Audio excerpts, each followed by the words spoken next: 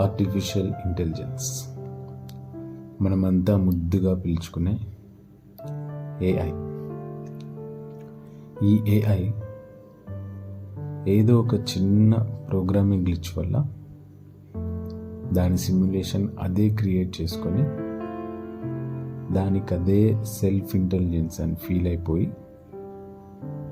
దాన్ని కనిపెట్టిన మనుషుల తెలివితేటలు చాలా తక్కువ అని డిసైడ్ చేసుకొని మనం జంతువుల ఐక్యూకి ఇచ్చే వాల్యూ కూడా ఏఐ మనుషులకు ఇవ్వకపోతే నీ ఫీలింగ్ ఏంటి?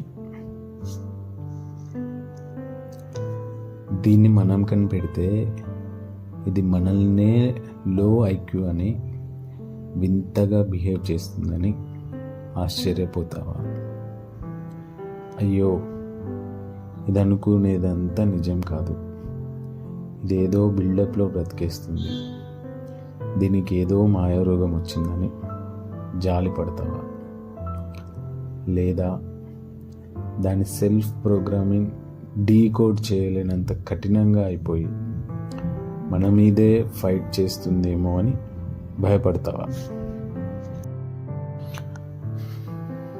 ఒక్క క్షణం బ్రేక్ తీసుకో. ఈ సినారియోస్ అన్నీ పక్కన పెట్టి ఇంకొంచెం ముందుకెళ్దాం. ఒకవేళ బై ఛాన్స్ మనం కూడా ఎవరో క్రియేట్ చేసిన ఏఐ అయితే, ఈ భూమి, గాలి, ఇల్లు, ఆఫీసు ఎవడో మన మెదడులో పెట్టిన ఇమాజినేషన్ అయితే, నువ్వు కూడా ఏదో గ్లిచ్ వల్ల నీ ఉనికికి కారణమైన ప్రోగ్రామ్ని నువ్వే రీరైట్ చేసుకుంటున్నావేమో, ఎవడికి తెలుసు? ఈ బంధాలు, బాధలు అనే సిమ్యులేషన్ నువ్వే, అంటే హ్యూమన్ ఇంటెలిజెన్సే కొన్ని వేల ఏళ్ళగా మార్చుతూ వస్తుందేమో, తెలియదు కదా. ఇప్పుడు ఇలా అనుకున్న తర్వాత ఒక్కసారిగా బాధపడతావా లేదా భయపడతావా?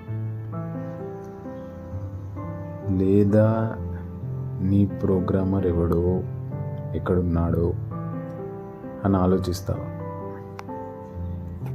ఏది ఏమైనా మనం ఎంత ప్లాన్ చేసినా కొన్ని మన చేతిలో ఉండవు. కొన్ని సిచ్యువేషన్స్ అయితే ఎలా వచ్చి పడతాయో అసలు అర్థమే కావు. సో నీ ప్రోగ్రామింగ్ గ్లిచ్ ఏంటో కనిపెట్టు, దాని నుంచి బయటికి రావడానికి ప్రయత్నించు. ఎందుకంటే అంతిమ ధ్యేయం నిర్వాణ, నిన్ను నువ్వు తెలుసుకోవడం, నీ నుంచి నువ్వు ఫ్రీడమ్ పొందడం. ఇప్పటి నుంచి ఆ పనిలో ఉండు, నిన్ను నువ్వు తెలుసుకో.